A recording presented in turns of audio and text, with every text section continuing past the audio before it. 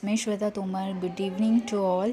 आज मैं आप सभी लोगों के लिए बहुत ही इंटरेस्टिंग टॉपिक लेकर आई हूँ जिस पे बेस्ड मेरा चैनल भी है और उस चैनल का ये सबसे पहला वीडियो है जिसमें हम बात करेंगे स्टॉक मार्केट के बारे में। इसका मतलब है शेयर मार्केट, जिसको हिंदी में जाना जाता है।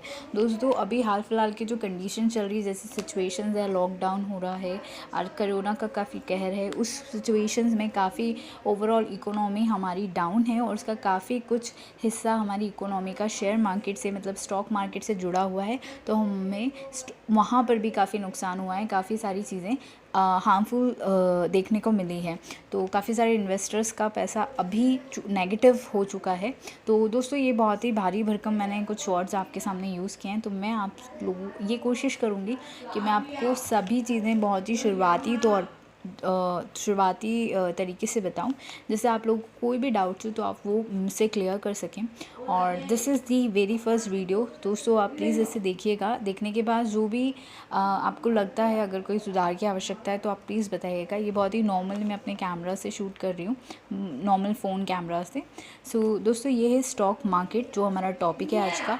दोस्तों, मैं आपको बताना चाहती हूँ कि स्टॉक मार्केट मतलब शेयर बाज़ार एक्चुअल में होता क्या है। काफ़ी लंबा वीडियो नहीं होगा, मैं सिर्फ आपको थोड़ा सा समझाऊंगी और हर दिन या हफ्ते में 2 से 3 बार मैं आपको ये वीडियोस लेकर आऊँगी, जिसको आपको कंटिन्यूटी बनी रहे और आप शेयर मार्केट के बारे में नेक्स्ट 6 मंथ में सब कुछ सीख जाएँ। तो दोस्तों, स्टॉक मार्केट, शेयर बाज़ार, जिसमें क्या होता है दोस्तों, सपोज़ किसी किसान को, हम यहाँ से बात करते हैं कि कोई एक किसान है, किसान के पास काफ़ी सारा क्या है, अनाज है दोस्तों, काफ़ी सारा अनाज है। ये किसान को क्या है, इसने की है खेती दोस्तों। खेती के बीच में इसको ज़रूरत पड़ गई है, किसकी? पैसों की ज़रूरत पड़ गई है दोस्तों। यहाँ पर ध्यान से देखिएगा, यहाँ पर मैंने ये मेंशन किया है, किसको ज़रूरत है? किसान को। तो किसान किसके पास जाता है दोस्तों? किसान जाता है किसी एक व्यक्ति के पास, ठीक है, व्यक्ति के पास जाएगा। सपोज़ किसान को 100 रुपये की आवश्यकता है। हम एग्जाम्पल लेकर चलेंगे, कोई एक नॉर्मल किसान है जो भी खेती कर रहा है, खेती करके इसने टमाटर उगाए हैं दोस्तों। इन बिटवीन, बीच ही में उसको कुछ पैसों की ज़रूरत पड़ गई। तो दोस्तों, वो क्या करेगा? या तो वो पहली कंडीशन, वो क्या लेगा दोस्तों? लोन लेगा, है ना, उधार लेगा। उधार किससे ले सकता है दोस्तों? उधार किसी व्यक्ति से लेगा कि मुझे 10,000 की ज़रूरत है, आप मुझे 10,000 रुपये दे दीजिए और इतने समय के बाद मुझसे ले लीजिएगा। पर उसमें उसको क्या देना पड़ेगा दोस्तों? उसमें उसको देना पड़ेगा ब्याज। जो ब्याज उसको देना पड़ेगा, साथ ही साथ मूल भी, ये 100 रुपये का मूल्य भी देना है और उस पर सपोज़ हम समझ लेते हैं कि 5% का उसको ब्याज लग रहा है। तो मतलब उसको ये 100 रुपये प्लस 5% का ब्याज, जब तक वो ये मूल नहीं चुकाता है, वो देना पड़ेगा। तो दोस्तों, ये कहीं ना कहीं उसको महंगा पड़ गया। मूल कुछ ही समय के लिए उसको चाहिए और उसको ब्याज भी देना पड़ रहा है उस पर, तो ये इसको महंगा सौदा पड़ रहा है।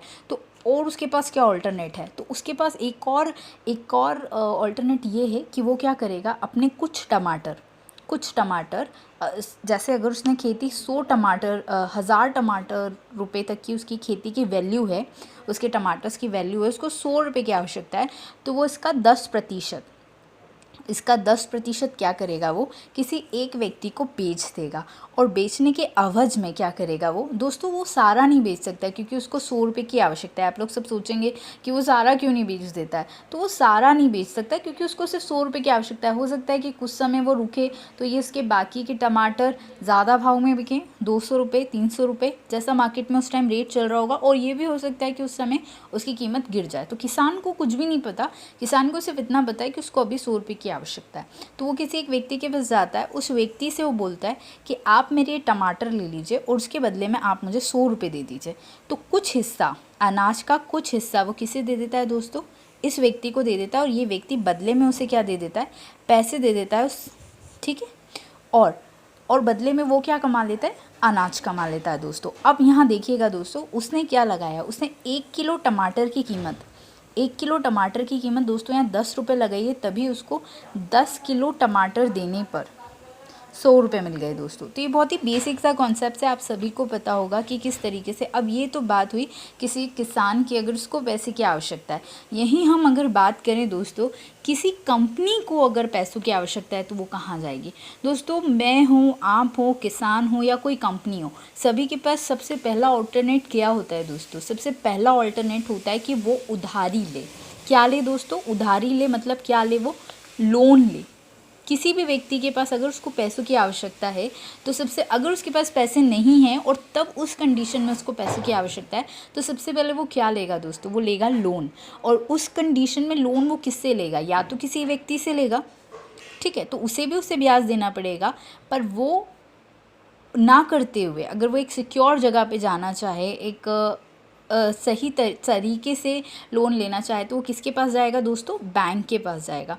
उस केस में उस पर्सन को, अब यहाँ पर हम कंपनी की बात करें, अगर किसी कंपनी को, ये कपड़े बनाने वाली कंपनी है, इस कंपनी को अपना व्यापार बढ़ाने के लिए कुछ पैसों की आवश्यकता है, तो इसे मनी चाहिए दोस्तों। और वो मनी इसको कहाँ से मिलेगी दोस्तों, उसको मिलेगी बैंक से। और उसके बदले में से क्या देना पड़ेगा, इंटरेस्ट देना पड़ेगा दोस्तों। इसको मिलेगा अमाउंट और उसके बदले इसको देना पड़ेगा इंटरेस्ट। सपोज़ हम समझ लेते हैं कि इसको इंटरेस्ट देना होगा 10% का।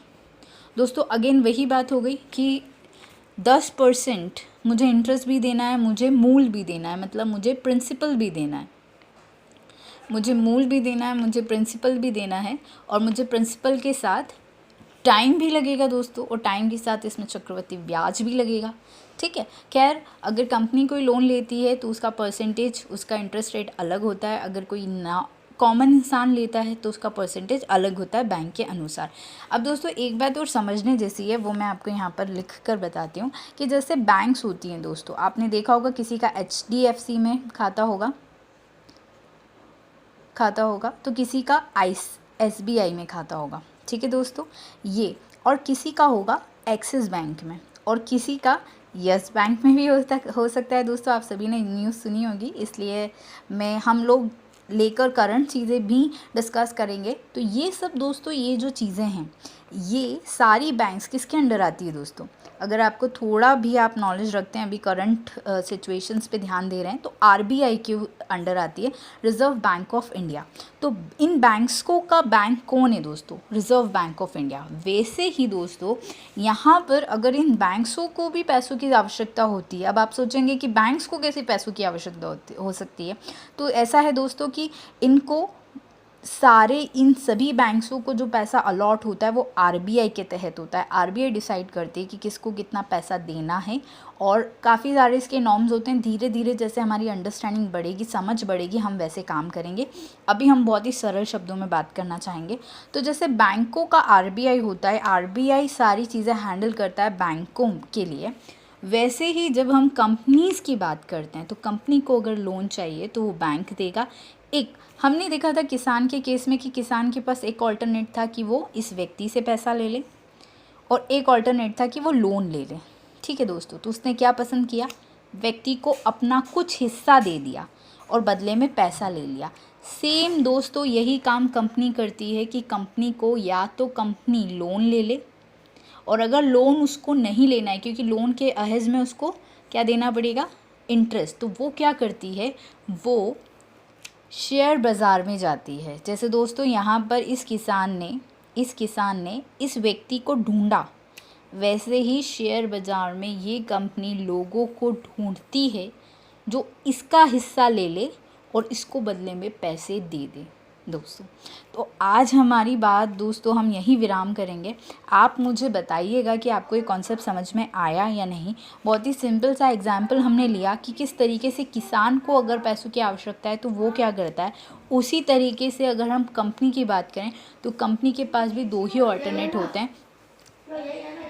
तो फ्रेंड्स आज के लिए इतना ही। जैसे किसान को ज़रूरत होती है पैसों की तो उसके पास 2 ऑल्टरनेट होते हैं, वैसे ही जब कंपनी को ज़रूरत होती है तो उसके पास 2 ऑल्टरनेट होते हैं, एक लोन होता है और एक होता है शेयर बाज़ार।